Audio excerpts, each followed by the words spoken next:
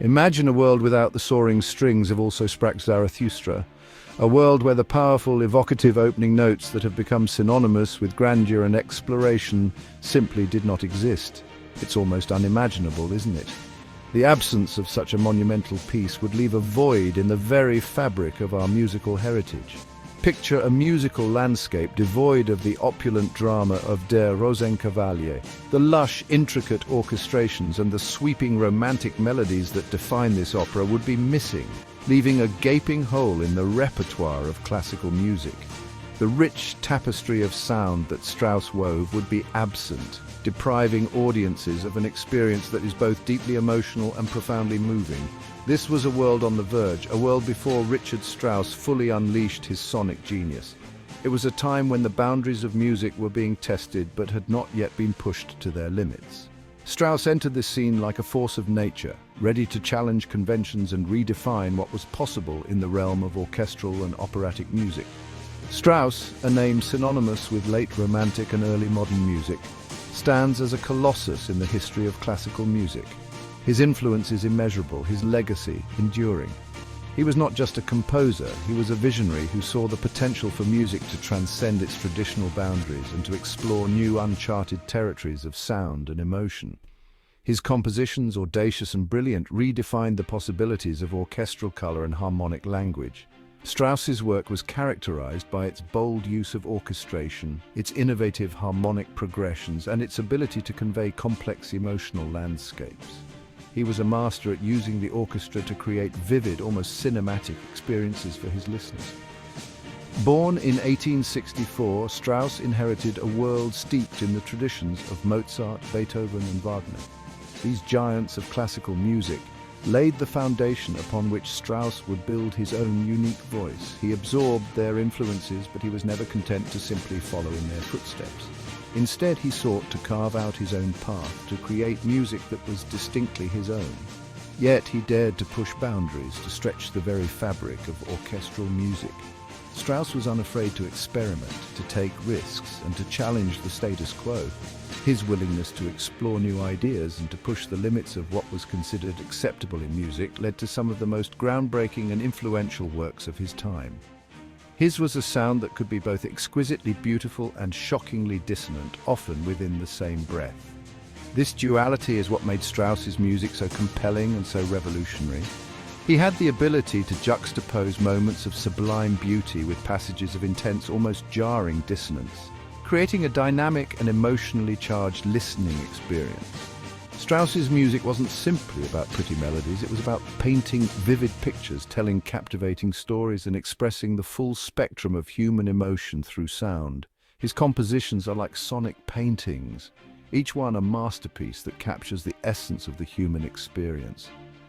Through his music, Strauss invites us to explore the depths of our own emotions, to experience the highs and lows of life, and to find beauty in both the light and the dark.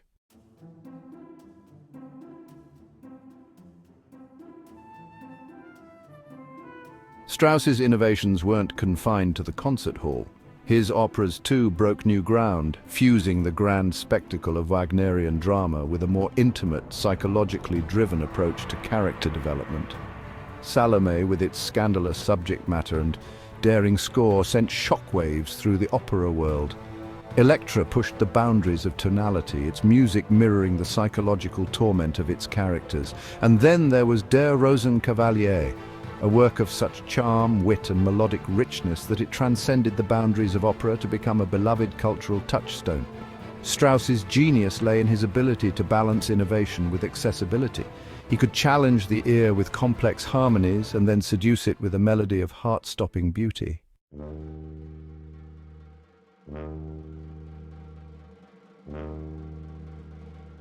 To understand Strauss is to understand the turbulent times in which he lived. His life and career spanned 2 world wars, a period of immense social and political upheaval. These events cast a long shadow over his work, forcing him to confront difficult questions about art, morality, and the role of the artist in a world on the brink. Yet through it all, Strauss's music endured, a testament to its enduring power and its ability to speak to the human condition. He left behind a legacy that continues to inspire, provoke and move audiences around the world. His music is a reminder that even in the darkest of times, the human spirit can find solace and transcendence in the transformative power of art.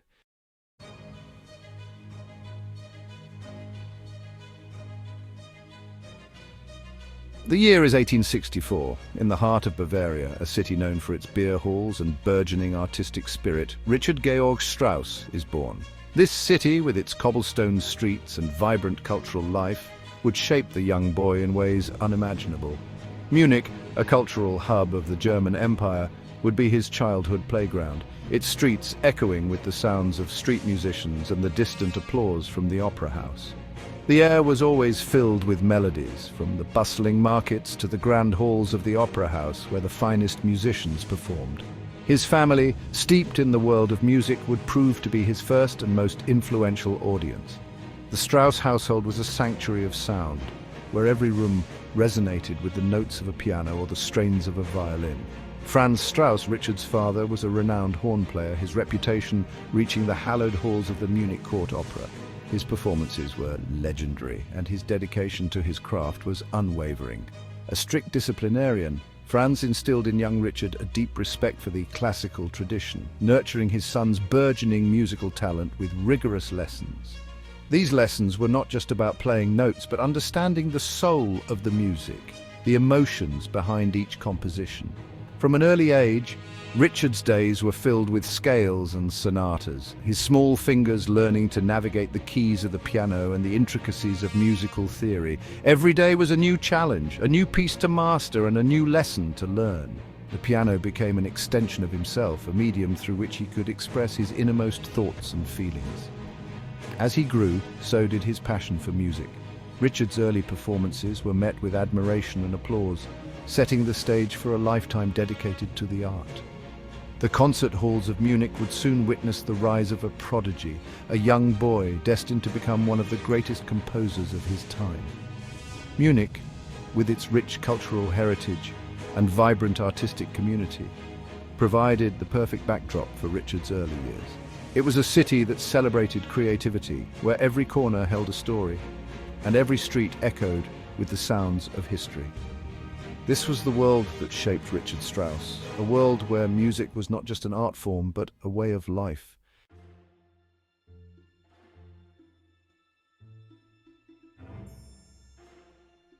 Franz Strauss, a man of unwavering opinions, held a particular disdain for the music of Richard Wagner, a composer who would later become a major influence on his son. This aversion stemmed not from a lack of appreciation for Wagner's talent, but rather from a deep-seated rivalry. Franz, a champion of the classical forms of Mozart and Beethoven, saw Wagner's innovative operas as a threat to the established order. Despite his father's reservations, Richard couldn't escape the allure of Wagner's music. It seeped into his subconscious, its dramatic power and emotional depth, leaving an indelible mark on the young composer. He would sneak scores of Tristan und Isolde and Die Meistersinger into his room, devouring them in secret, his imagination ignited by their revolutionary harmonies and soaring melodies.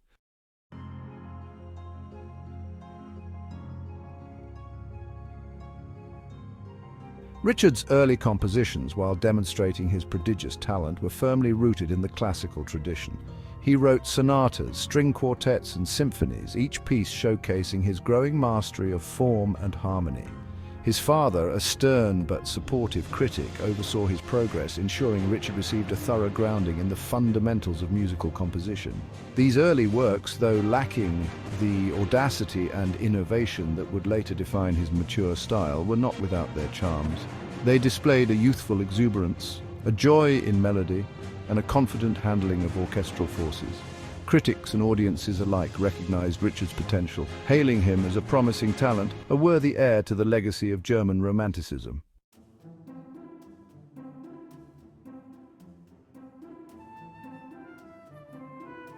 A pivotal figure in Richard Strauss's artistic development was Alexander Ritter, a composer and violinist who introduced the young musician to the world of program music and the concept of the tone poem.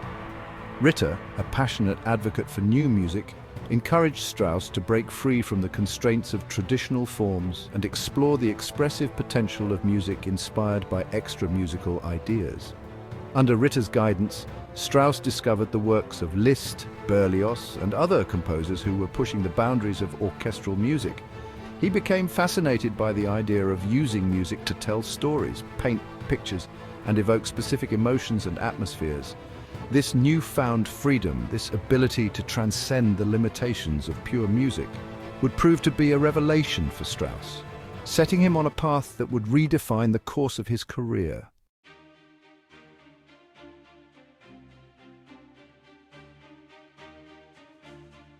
Breaking free, the birth of a new voice. The year 1885 marked a turning point in Richard Strauss's artistic journey. It was the year he composed his first tone poem, Aus Italien, a work inspired by his travels through Italy. This piece, a vibrant tapestry of orchestral color and evocative melodies, signaled a departure from his earlier, more traditional compositions. Aus Italien was met with mixed reactions. Conservative critics, accustomed to the well-defined forms and structures of classical music, found its free-flowing structure and programmatic elements unsettling. However, a new generation of musicians and listeners embraced Strauss's bold vision, recognizing in his music a fresh and exciting voice, one that dared to challenge the status quo and explore uncharted musical territory.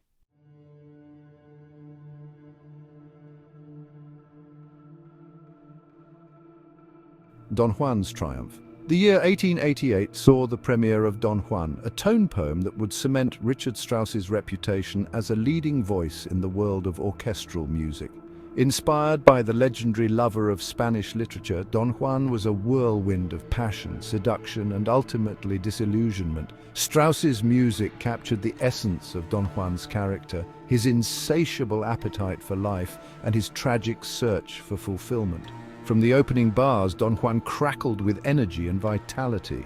Strauss's orchestration was nothing short of virtuosic. The instruments of the orchestra used to their fullest potential to create a kaleidoscope of sound and emotion.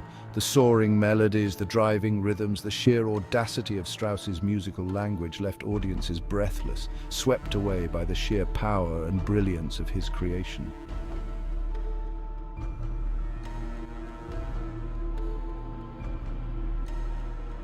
Death and Transfiguration, a symphonic poem of life.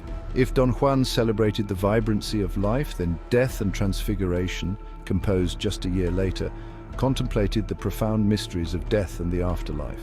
This symphonic poem, a meditation on the journey of the soul from earthly existence to the realm of the eternal, showcased Strauss's ability to convey a wide range of emotions through his music. Death and Transfiguration begins with a sense of struggle, the music depicting the final moments of a dying artist. As the piece progresses, the mood shifts, the music becoming increasingly ethereal and transcendent.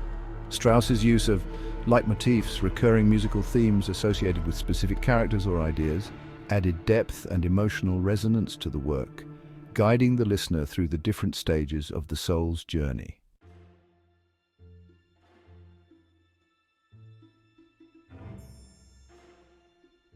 Into the Labyrinth, the operatic world of Richard Strauss.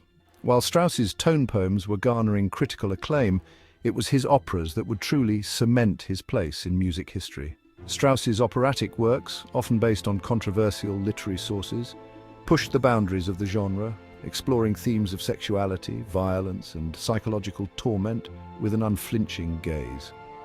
Strauss's first foray into the world of opera, Guntram, premiered in 1894, received a lukewarm reception. However, it was with his next operatic venture, Feuersnot, that Strauss began to develop his unique voice in the genre. Feuersnot, a satirical comedy set in medieval Munich, showcased Strauss's growing mastery of vocal writing and his ability to create memorable characters.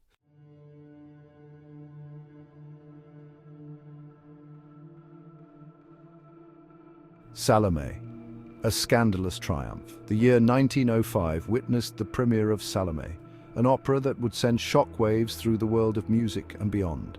Based on Oscar Wilde's controversial play, Salome told the story of a young princess obsessed with John the Baptist, her desire culminating in a gruesome and unforgettable climax.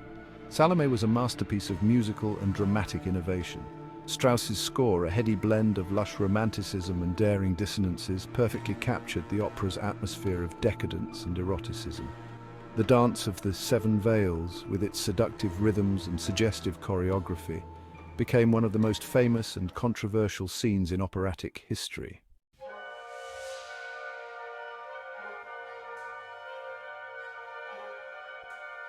Elektra pushing the boundaries of opera. Strauss's next operatic triumph, Elektra, premiered in 1909, took his exploration of psychological extremes even further. Based on the Greek myth, Elektra told the story of a princess consumed by revenge, her sanity hanging by a thread as she plots to avenge the murder of her father. Elektra was a relentless assault on the senses, its music mirroring the psychological torment of its characters. Strauss's score was a whirlwind of dissonance and atonality. The orchestra pushed to its limits to create a sonic landscape that was both terrifying and exhilarating. The vocal writing, too, was incredibly demanding, requiring singers with extraordinary range and power.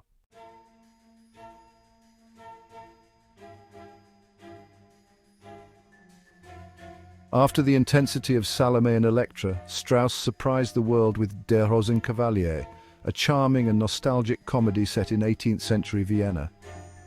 Premiering in 1911, Der Rosenkavalier was an instant success, its blend of wit, romance and exquisite music captivating audiences worldwide. Der Rosenkavalier showcased a different side to Strauss's musical personality.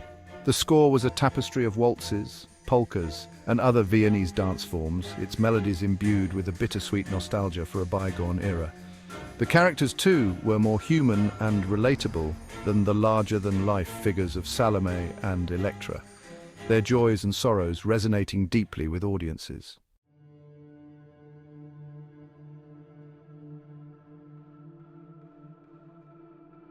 The year 1914 cast a long, dark shadow over Europe.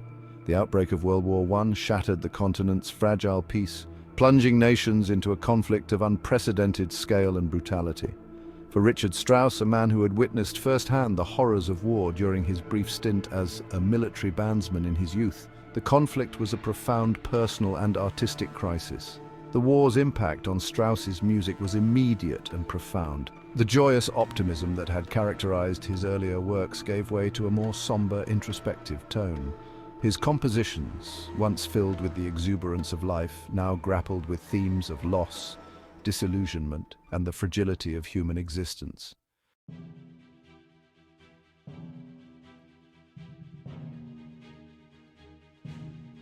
The aftermath of World War I left Germany a nation scarred and deeply divided. The Treaty of Versailles, with its harsh reparations and territorial losses, fueled resentment and instability. Amidst this turmoil, extremist ideologies, fueled by nationalism and economic hardship, began to take root. Strauss, a proud German, found himself increasingly drawn to the allure of nationalist sentiment. He longed for a return to Germany's former glory, a restoration of its cultural and political dominance. His music, with its emphasis on German romantic traditions and its celebration of national identity, resonated deeply with a population yearning for stability and a sense of belonging.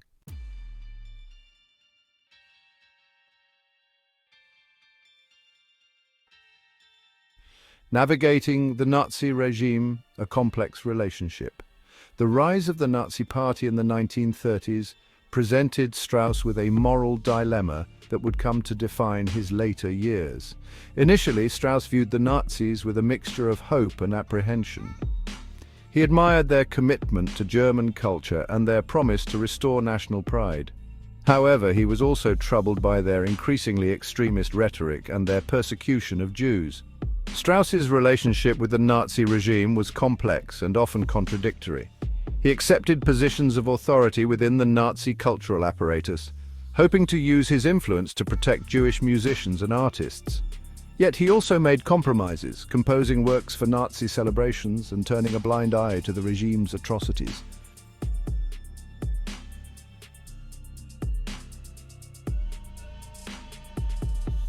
A Faustian Bargain?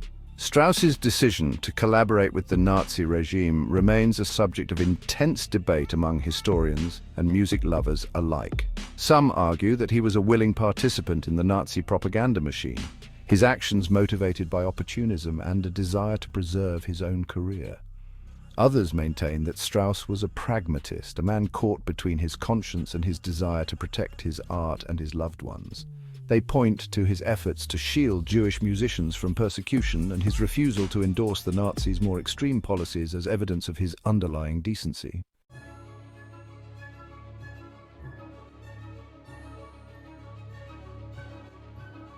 Music in the midst of conflict. Despite the turmoil of the Nazi era, Strauss continued to compose throughout the 1930s and 1940s. His music from this period reflects the anxieties and uncertainties of the time, yet it also reveals a composer still capable of producing works of great beauty and emotional depth. One of Strauss's most significant works from this period is his opera Friedenstag, Peace Day, which premiered in 1938. Set during the 30 Years' War, the opera is a powerful plea for peace and reconciliation, its message resonating deeply with a world on the brink of another devastating conflict.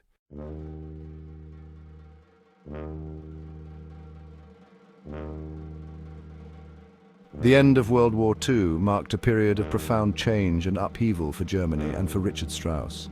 The horrors of the Nazi regime, the devastation of war, and the loss of his beloved homeland weighed heavily on the aging composer. In the twilight of his life, Strauss sought solace in music. He composed his final opera, Capriccio, a meditation on the nature of art and the passage of time. He also completed his 4 last songs, a cycle of ethereal beauty that seems to transcend the pain and suffering of the war years.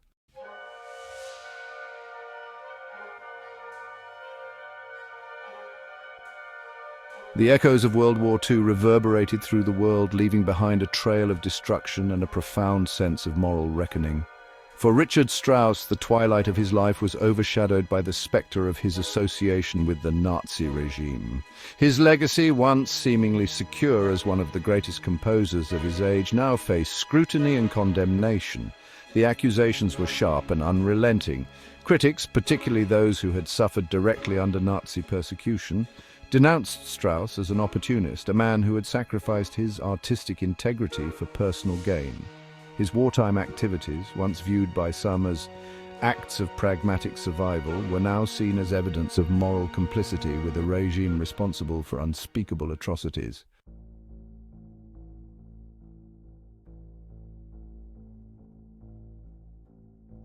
The musical establishment, too, grappled with the implications of Strauss's wartime conduct.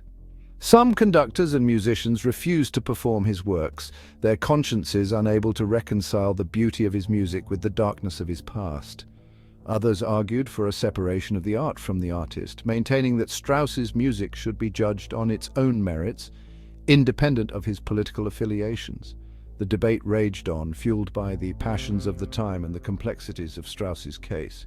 There were no easy answers, no clear-cut pronouncements of guilt or innocence. Strauss, for his part, remained largely silent on the matter, his public statements a mix of defiance, self-justification, and a deep-seated weariness with the controversy that swirled around him.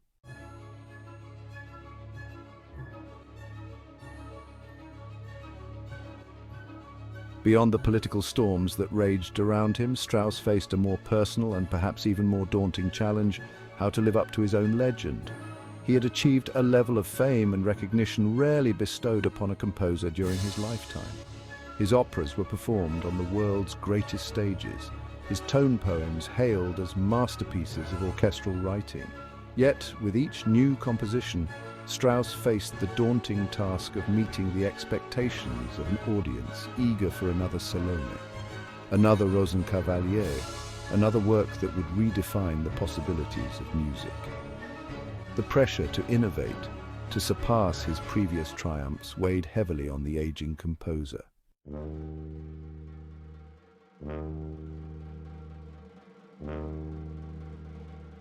As Strauss navigated the treacherous waters of post-war Germany and the ever-present scrutiny of his past, he also faced a series of personal tragedies that cast a pall over his later years. His wife, Pauline, a woman who had been his constant companion and fiercest advocate for over 5 decades, suffered a stroke that left her partially paralyzed and in declining health. The loss of Pauline's vitality and the constant worry over her well-being took a toll on Strauss's own health and emotional state. He withdrew further into himself, seeking solace in his music, his only true refuge from the storms that raged around him.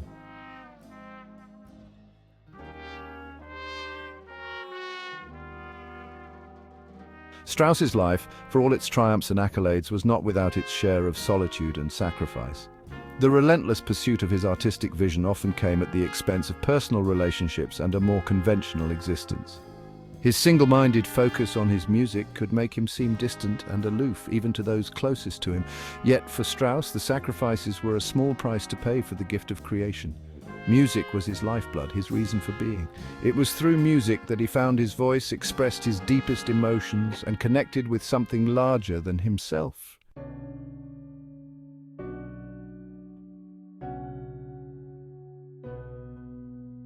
The unwavering flame, a passion for music undimmed. Despite the controversies, the personal losses, and the weight of his own legacy, Strauss's passion for music never wavered. Throughout his life, he faced numerous challenges, both personal and professional. Yet, his dedication to his art remained steadfast. His music was his sanctuary, a place where he could express his deepest emotions and thoughts. He continued to compose until the very end of his life, his creative flame burning bright even as his physical strength waned. In his later years, when many would have retired, Strauss found solace and purpose in his compositions. His work during this period is a testament to his unyielding spirit and his undiminished love for music. In his final years, he produced a series of works that stand as testaments to his enduring genius. These compositions reflect a lifetime of experience, wisdom, and a profound understanding of the human condition. Each piece is a culmination of his life's journey, filled with rich textures and deep emotional resonance.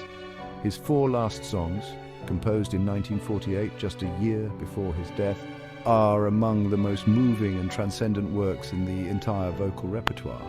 These songs are not just a reflection of his technical prowess, but also his ability to convey profound emotions through music. They are a poignant reminder of the fragility of life and the beauty that can be found in its final moments. These songs, settings of poems by Hermann Hesse and Joseph von Eichendorff, capture a sense of serenity and acceptance in the face of death. The choice of these poets was deliberate, as their works resonated deeply with Strauss's own reflections on life and mortality. The music and the poetry together create a powerful narrative of peace and introspection, their ethereal beauty a fitting farewell from a composer who had dedicated his life to exploring the full spectrum of human emotion through music. Strauss's legacy is not just in the notes he wrote, but in the emotions he evoked, the stories he told, and the lives he touched. His music continues to inspire and move audiences around the world, a testament to his enduring genius and his unwavering passion for his art.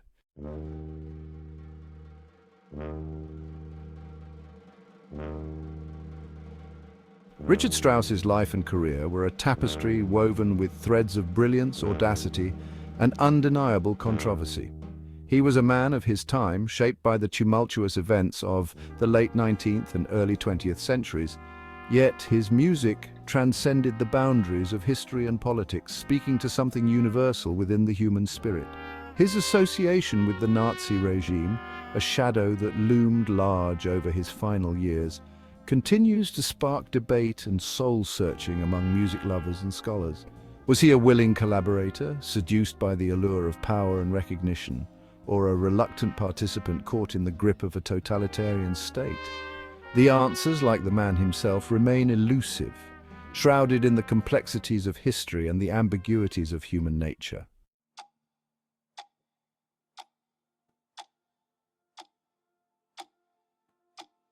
Yet, even as the controversies surrounding his life persist, the enduring power of Strauss's music remains undeniable. His operas, from the scandalous Salome to the enchanting Der Rosenkavalier, continue to captivate audiences worldwide. Their dramatic intensity, psychological depth, and sheer sonic beauty as potent today as they were over a century ago. His tone poems, those groundbreaking orchestral works that redefine the possibilities of program music, still have the ability to transport listeners to other worlds, to evoke a kaleidoscope of emotions, from the exhilaration of Don Juan's conquests to the profound contemplation of death and transfiguration.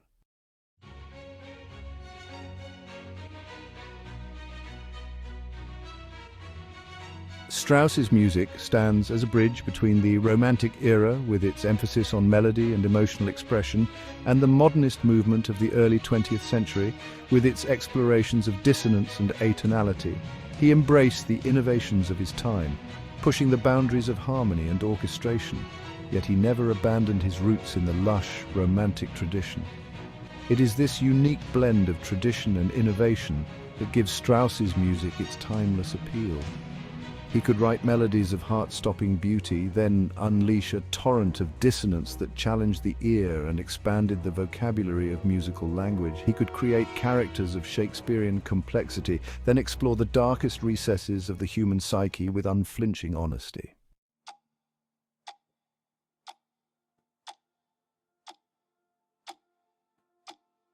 Richard Strauss left behind a legacy as rich and complex as the man himself. He was a musical giant, a visionary who redefined the possibilities of opera and orchestral music. He was also a flawed human being whose actions during a dark chapter in human history continue to cast a shadow over his achievements. Yet, in the end, it is the music that endures. Strauss's works, with their timeless beauty, their emotional depth, and their sheer sonic power, continue to inspire, challenge, and move audiences around the world. They remind us that even in a world often marred by conflict and darkness, the human spirit can find solace, transcendence, and even redemption in the transformative power of art.